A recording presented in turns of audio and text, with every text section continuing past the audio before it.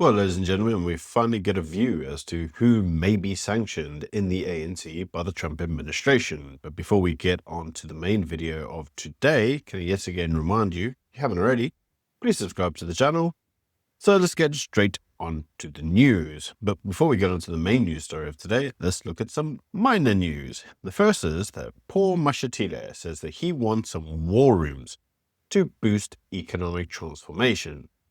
According to Paul Mashatile, he says that he doesn't really understand why the DA is anti-transformational, and he says that don't worry, this transformation fund which they're going to get, remember the whole transformation fund where they're going to take some of the corporate entities' top profits for their transformation fund. Well, anyway, everybody can predict exactly where that's going to go, but Paul says don't worry, that money is going to be used to transform the economy and grow employment. And everybody with the brain cells says, no, you got 100 billion there, which you're going to get over 5 years, and that money is all going to get stolen.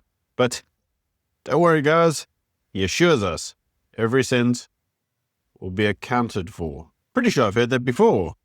In any case, apparently the money will be used to support black industrialists and small and medium-sized black-owned enterprises. One has to ask, does this mean that they're going to drop BE then? Because you already transformed the economy. Do you need another economic transformation? Who knows? Anyway, these war rooms are going to apparently create jobs. Yeah, I heard that before. They're going to alleviate poverty and hunger. Heard that before too. And they're going to have some clean governance, prioritizing 10 to 15-day payment cycles and transformation procurement, whatever the hell that is. But I think we all know exactly what this is. It's going to be a slush fund for the ANC. Like, we're not dumb, dude. Like, you can use all the little pretty words you want, but we know exactly what's going on here. Now, this becomes interesting because, as you will know from previous videos, the DA is challenging the constitutionality of the Employment Equity Amendment Act, which they claim is, well, discriminatory. Because it is. And as you will know from the video yesterday, Cyril doesn't understand why the DA is taking this anti-transformational process. Now, as you will recall from the video yesterday, the ANC had a little hissy fit on it and said, well, this shows you that the DA shouldn't be in the GNU. And Helen hit back today, saying she needs to make it clear to the ANC she's not in the GNU to please other parties. She's there because the DA want to improve the country. And they want to improve the economy. And they say if the best way to improve the economy is to, well, get rid of BEE, then they're going to get rid of BEE. Now, to back that up, she actually goes further and says, if you think about it rationally, something that our government isn't very good at doing, she says in 2008, unemployment stood at 5.5 million. And now that has expanded to 11.1 million. She says, and all that as a result of failed government policies, the driving away of investment, and any form of discouragement of growth. And a lot of that actually comes on the back of BEE. So she says, well, you just have to think about it. You're telling us that these things are going to constantly create jobs. You've got transformation funds, you've got affirmative action and BEE policies and all this rubbish coming out your ear holes. But the economy's never been weaker. And so anybody would be able to look at this strategically and say, well, it's just not working, is it? And if it's not working, change tack. Basically, this is the problem with the ANC, is they can't change tack. They don't want to change tack. Because unfortunately, that would require them to be a little bit more critical about the policies that they do. And if they did that, they may determine that, well, you know, they're a bit cack, to be honest. Anyway, you see, the idea then should be that this whole palaver should be discussed at the GNU's clearinghouse. And it shouldn't actually have to go to court. But you see, the problem is, as Helen says, the actual clearinghouse mechanism itself is a waste of time. She says that the idea should be that they go there and discuss all these failed policies and look for ways to potentially come up with alternatives, compromise and so forth. And what you inevitably find is that what the ANC attempts to use the actual clearinghouse mechanism for is to explain to everybody else why the ANC are right and everybody else is wrong, and why the ANC's approach is the correct approach and everybody else should just shut up and do what the ANC says. Helen says, though, that it's actually a little bit more difficult than this, because you see what typically tends to happen is that quite often they were supposed to have a meeting.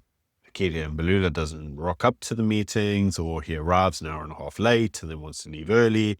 She says there's no record of timekeeping. She says the entire thing just becomes a giant waste of time. That, as well as the whole, you're not really going to be able to negotiate anything because the ANC are unwilling to change their position on, well, pretty much anything. So according to Helen, the only approach really is, the courts. And that's why they've done it. Otherwise, what else are they meant to do? And to that, I would say, yeah, fair enough, Helen. I actually completely understand your approach. Coming on to a different news article, and this is actually a very interesting idea. And this is actually an ANC MP who says that South Africa's democracy needs a bit of dictatorship. And I must admit, when I first read that, I thought, oh, here we go, commies again. But then he obviously started to explain it, and that in itself became very interesting, because what he says was that if you look, we have a very good constitution, but some people basically take advantage of it. And he says you have individuals that will invade land, and when you want to remove that person, they go straight to the Human Rights Commission, and then you get told that you violated human rights and that you can't get rid of the individuals. And to that, I'll say, well, yeah, that's exactly what happens. As he says, a good bit of dictatorship would allow you just to kick them off the land. He also says that there's numerous instances where protesters start to damage public infrastructure. He says this actually shows you that these individuals are not patriotic. And to that, I'd say, well, no. Many of them are actually only there for a good skirmish and to break public property. That's why they went there in the first place. I mean, this should be obvious. EFF anyone? I mean, that's the first thing that comes to my mind. Let me know what you think in the comment section below. In any case, he says that a little bit of dictatorship here, and they could obviously fix crime because they wouldn't have to have the criminals hiding behind human rights. They could just kick their asses and tell them to, stop being a bunch of twats. Interesting idea. It actually has a lot of merit in it. So this original comment that I did balk at and scoff at, well, actually had a little bit of merit. Who knew? An ANC minister that's not entirely retarded. Anyway, let's actually get on to the main news that you actually came here for, and that's actually the US's South Africa Bilateral Relations Review Act 2025. And this is the act being introduced by Senator Jackson to basically sanction the ANC leaders. Now, there's actually quite a lot in this act. It's a 16 page act, and it goes through what all the actual issues with South Africa are. And so I'll actually break them down for you. In the first instance, well, actually, should the act get signed, I might add, this is a proposed act. It hasn't actually gone in and been signed as an act of parliament yet. But what it effectively does is it first says in 30 days, the president will determine whether or not South Africa undermines the US security/foreign policy interests. And we'll talk a little bit in a second about how that might come about. Then in 120 days, they will do a comprehensive bilateral report on diplomatic defense, trade, and intel, and they will submit a classified sanctions list of the ANC/state officials that have been tied to corruption or human rights abuses. And again, we'll talk about that in a minute. So in the first instance, let's actually look what they mean by the 30-day review. And there's actually things that they highlight as being issues that they want to actually determine. And then in the first instance, the first thing that they want to look at is South Africa's pro-Hamas stance, specifically the ICJ case against Israel. And obviously the public support for Hamas. Now, I have to be honest and say that on the whole, South Africa doesn't support Hamas. There are key individuals in the ANC's government that support Hamas, but the public as a whole largely doesn't. At least that's my view, and I'm sure those of you that do will tell me your point of view in the comment section. That's always the case, and that's fine. In any case, the other things that apparently are strategically detrimental to the US is obviously our relationship with Russia. It's very interesting. There are actual topics cited as being problematic for the whole review. The first one is, very predictably, the Lady R arms transfer. And it's interesting that they still refer to it as the arms transfer. The next is the naval drills. And you may recall that South Africa did some naval drills with China and Russia off the coast, and they all did this as part of supposedly some BRICS exercises. But that in itself sent a very strong message to the United States as to who the ANC considered their allies. And the last thing is obviously that South Africa has a number of sanctioned oligarchs, well, in South Africa. Well, in Cape Town, actually specifically, which we've covered on this channel. In addition to that, they also highlight South Africa's relationship with China, specifically around the Belts and Roads project, and obviously the fact that we have an academy in South Africa which trains our politicians, which we've also highlighted numerous times on this channel. Now, that actual Confucius Institute, as they call it, is highly problematic because what it does is it generally tends to train ANC policies to think that the Chinese model is the correct model. So, what else are they looking at? Well, they're also looking at forms of domestic policy failure, issues such as, and I'm sure this comes as zero surprise, but the Eskom blackout, the Transnet bottlenecks, forms of cholera, and noticeably state capture. And the last thing that they've noticed as being very problematic is obviously South Africa's diplomatic breakdown, specifically in the name of the Rasool issue that got rejected from the US for being a knobhead and calling the president like a racist and all sorts of what. Not really the way you ingratiate yourself to your host, is it? Well, according to the ANC it is, but that's another topic for another day. In any case, the issue now appears to be that Congress has to decide whether South Africa's claim that it's non-aligned is actually credible, because according to this Bilateral Review Act, the current policy from South Africa seems to show that it favors Russia, China, and Hamas. And according to the report, the US must implement deterrents that mean that South Africa could aid Moscow in its war efforts against Ukraine, and obviously the CCP's influence in Africa as a whole. So how exactly are they going to do that? Well, Section 6 of the actual Act explains how, and this effectively is the sanctionable persons report, or the sanctionable persons list, if you want to call it that. And there are a number of individuals cited on the list. Now, I won't go through all of them because, to be frank, they're just really not that interesting. But there are key individuals that I would like to highlight because they are individuals that you, ladies and gentlemen, probably will be looking for.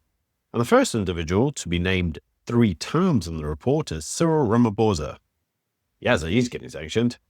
The person mentioned the most in the report is Nalandi Pandor. And this specifically because of her involvement with Hamas and Iran. Now, Rasool is mentioned 4 times. He's getting sanctioned. I mean, he's the former ambassador, so they really don't like him. And very interestingly enough, Jacob Zuma's only mentioned once. So the chance of him getting sanctioned may actually be rather low. Now, there is one noticeable person that's not on the list. Julius Malema. It's not on the list. So it does show you that what's actually really getting targeted here is, well, Cyril because of his failed leadership of the country, Nalandi Pandor because of her involvement with Iran and Hamas, and obviously Rasool because he's a tool and said stupid things about the president.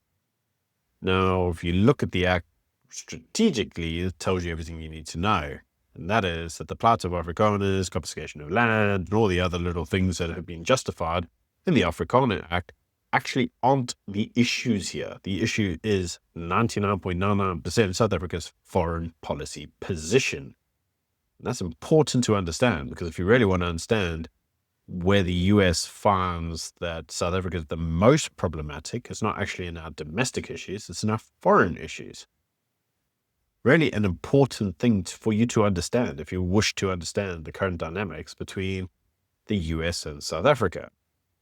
So what does this actually mean for the Afrikaner Act, the offer of the refugee status? Well, again, I actually really want to highlight this because I did a video where I spoke with Chris Wyatt and many individuals attacked me on the video because apparently I hurt their fifis because I dared to suggest that South Africans don't need a refugee status to go to the US because they've had economic opportunities to migrate for a number of times. A number of individuals said, well, we call bullshit because we can't actually go abroad. We don't have the money, and the offer itself is, well, useful to us. And look, I hear you. I understand that many individuals may feel that South Africa is a highly dangerous place. Economically, it's struggling. I report on the news every day. I understand the position of many individuals. And yes, I understand some individuals don't have passports or the opportunity to leave. But it's important to understand what refugee status is, no matter how much you want to go, because economically it makes sense to you and you can see it as being an opportunity for you and your family to have a better life. It's really important to understand a number of things. Number one, the program has not finalized. What the actual program will look like, no one knows. Chris Wyatt himself does comments on it quite a lot based on what he's seen other programs look like. And so he's using those programs as a potential benchmark. But you have no way of knowing if this is what's going to happen in South Africa. And it's important to understand that. The second issue is you're going to have to demonstrate persecution. A really good example is Twitterbus. Twitterbus may be able to qualify for this because he's been doxxed in the press, his family's been threatened with violence, and he may find that there's nowhere else in the country where he actually feels safe. Twitterbus can go. If your claim to fame is that you're struggling economically, you can't pay ends meet, the government is racist, and you'd just like to go because economically it makes sense, it's not going to count. You're not going to get in. It's just not going to work. This is not economic migration. They are not uplifting an entire race of people and just going, off you go. If your farm had a farm attack and you were kicked off the farm and your farm was burnt down and your husband was shot, you probably qualify. You can go, right? If you lost your job because you did something stupid, now you can't get a new job because of BE and you feel that you're being discriminated against, they're not going to let you in. They're just not going to let you in because it's not verifiable. It's not provable. You're going to need to prove it.